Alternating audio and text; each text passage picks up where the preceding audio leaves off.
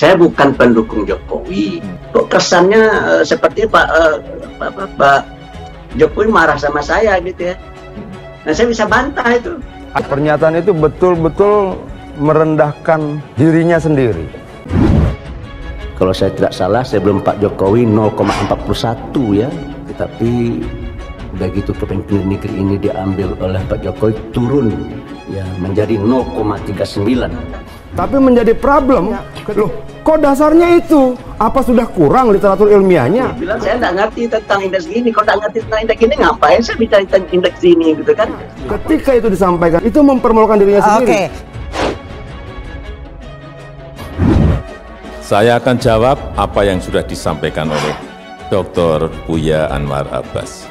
Akan lebih baik menurut saya di dalam forum yang sangat baik. Cuma dalam bidang pertanahan indeks gini kita sangat memprihatinkan, itu 0,59. Artinya 1% penduduk menguasai 59% lahan yang ada di negeri ini. Apa yang disampaikan oleh Buya betul, tapi bukan saya yang membagi. Ya harus saya jawab, Sementara yang jumlahnya 99% itu hanya menguasai 41% lahan. Banyak cara untuk mengingatkan banyak orang. Ini pernyataan memang aneh ya untuk seorang dengan kapasitas yang menurut saya lucu saja gitu loh. Saya pikir dia sedang mempermalukan dirinya sendiri. Kalau Bapak Ibu sekalian ada yang memerlukan lahan dengan jumlah yang sangat besar, silahkan sampaikan pada saya. Akan saya carikan, akan saya siapkan. Berapa? 10.000 hektar? Bukan meter persegi, hektar. Ya sudah, tapi saya akan tetap berbicara meskipun mereka berteriak saya nyinyir, meskipun mereka berteriak tangkap, silakan tangkap, nggak masalah bagi saya. Ya itu upaya cuci tangan tuh. Kalau kita bicara apa dampaknya, pasti punya dampak. Penjarakan Anwar Abbas, pecat Anwar Abbas ya, mati saya ya silakan aja Anda tangkap saya, silakan saja. Bagi saya nggak masalah, saya udah lanjut usia saya kan. Itu mempermalukan kapasitas sendiri ya. Kalau kita asumsikan misalnya, memang agak lucu. 50.000 hektar, tapi dengan sebuah hitung-hitungan proposal juga yang visible. Artinya ada visibility study yang jelas. Akan digunakan apa barang itu, lahan itu. Nah, oleh karena itu bagi saya ya, saya menyampaikan kritik ini ya supaya ya pemerintah ya betul-betul peduli lah ya untuk terutama untuk adanya affirmative action ya terhadap usaha mikro dan ultra mikro. Beliau sudah banyak berupaya. Masalah hasilnya tentu selalu jadi perdebatan di antara kita semua. Tapi tugas negara adalah selalu memastikan keadilan untuk semuanya. Siapapun tidak mungkin bisa menyenangkan semua orang. Kalau Bapak Ibu sekalian ada yang memiliki, silahkan datang ke saya diantar oleh Buya Anwar Abbas. Pak Anwar Abbas ya. Jadi frame-nya itu pasti menyampaikannya dengan tujuan tertentu, dan dalam hal ini tujuan misalnya kebencian terhadap Pak Jokowi, kemarahan terhadap Pak Jokowi, ingin menjatuhkan Pak Jokowi. Sementara jumlah usaha mikro dan ultra mikro besarnya adalah 98,68% dengan jumlah pelaku usaha yaitu sekitar 63,3 juta jiwa, 63,3 juta pelaku. Dan itu boleh dikatakan tidak dan atau belum terurus oleh kita secara bersama-sama dengan baik ya. Tidak hanya oleh pemerintah tapi juga oleh kita. Usaha mikro, usaha ultra mikro, memang banyak yang nggak tahu. Tapi nanti bulan-bulan Januari, Februari, kalau boleh saja nanti dari MUI, dipimpin juga Pak Buya Anwar Abbas. Nggak apa-apa, entah 5 orang, entah 10 orang. Akan saya ajak apa yang sudah kita bangun yang namanya mekar. Presiden dalam hal ini punya kejengkelan yang sama dengan kita semua, termasuk MUI, Majelis Ulama Indonesia. Presiden tahu persoalan yang sudah mengakar lama dan sedang berupaya secara serius untuk diselesaikan satu persatu. Karena saya merasakan, jadi orang susah, saya merasakan betul. Dan enak menjadi orang yang tidak susah memang.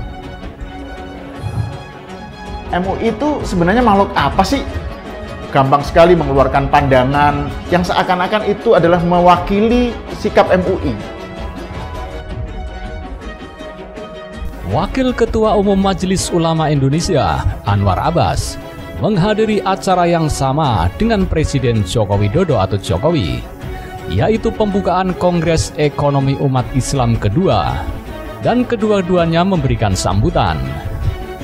Dalam sambutannya, Anwar Abbas mengakui memang indeks ketimpangan atau Gini rasio di era Jokowi memang menurun. Dari 0,41 sebelum Jokowi menjabat, kini sudah berada di posisi 0,39. Namun dia melontarkan kritik, bahkan ketimpangan di bidang pertahanan masih sangat dalam jurangnya. Dia menyebut saat ini 1% penduduk Indonesia menguasai 59% lahan yang ada di Indonesia. Cuma dalam bidang pertanahan, indeks Gini kita sangat memprihatinkan, 0,59. Artinya 1% penduduk menguasai 59% lahan yang ada di negeri ini. Sementara yang jumlahnya sekitar 99% itu hanya menguasai 40% lahan yang ada di negeri ini, tuturnya. Setelah Anwar Abbas, giliran Joko Widodo memberikan pidato. Jokowi yang telah disiapkan bahan pidato beberapa lembar kertas tidak membacakannya dan lebih memilih untuk menjawab kritikan Anwar Abbas. Tadi saya disiapkan bahan sambutan seperti ini banyaknya. Tapi setelah saya mendengar tadi Dr. Buya Anwar Abbas menyampaikan itu, saya nggak jadi juga pegang ini. Ya harus saya jawab, Majelis Ulama. Dia kan cuma melihat Islam sebagai katakanlah terancam dari luar. Orang di Majelis Ulama itu nggak ada orang pinter. Semua bodoh-bodoh itu. Mereka itu tahu cuma hukum, terus itu administrasi dan lain-lain. Tapi kalau ilmu kehidupan itu nggak paham. Pertama yang berkaitan dengan lahan dengan tanah, penguasaan lahan, penguasaan tanah. Apa yang disampaikan Buya betul, tapi bukan saya yang membagi. Harus saya jawab, tegasnya.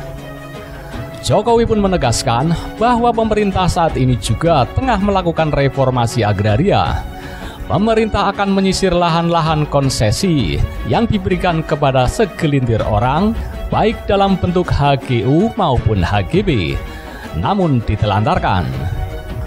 Mungkin insya Allah bulan ini akan saya mulai atau mungkin bulan depan untuk saya cabut satu persatu yang ditelantarkan. Karena banyak sekali konsesinya diberikan sudah lebih 20 tahun, lebih 30 tahun, tapi tidak diapa-apakan. Sehingga kita tidak bisa memberikan ke yang lain, ucapnya. Targetnya mencapai 12 hektar, sedangkan hingga saat ini sudah mencapai 4,3 juta hektar yang akan dibagikan.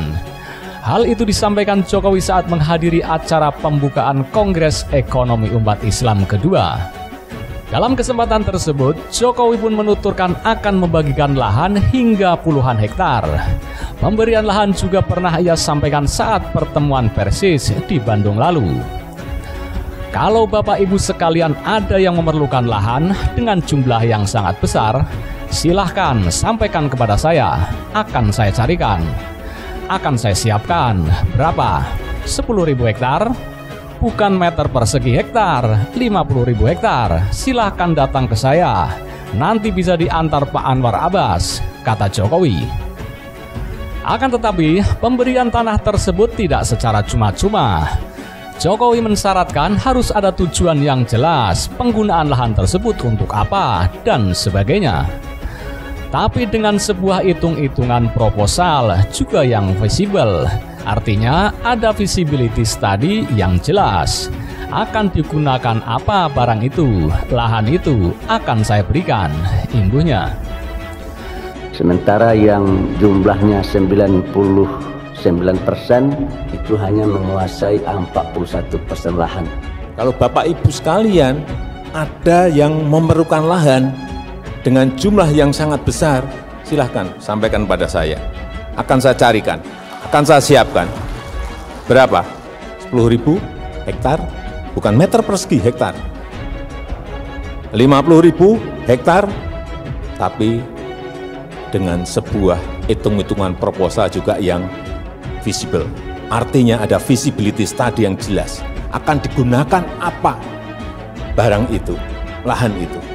Kalau Bapak Ibu sekalian ada yang memiliki, silahkan datang ke saya diantar oleh Buya Anwar Abbas. Selain tujuan jelas, Jokowi juga mengatakan syaratnya tidak boleh menentukan lokasi lahan.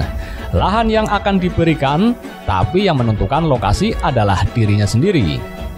Silahkan untuk apa, tapi jangan menunjuk, Pak, saya yang di Kalimantan saja. Jangan. Saya yang memutuskan, oh Bapak butuh 10.000, ya saya berikan, nih ada di Sumatera.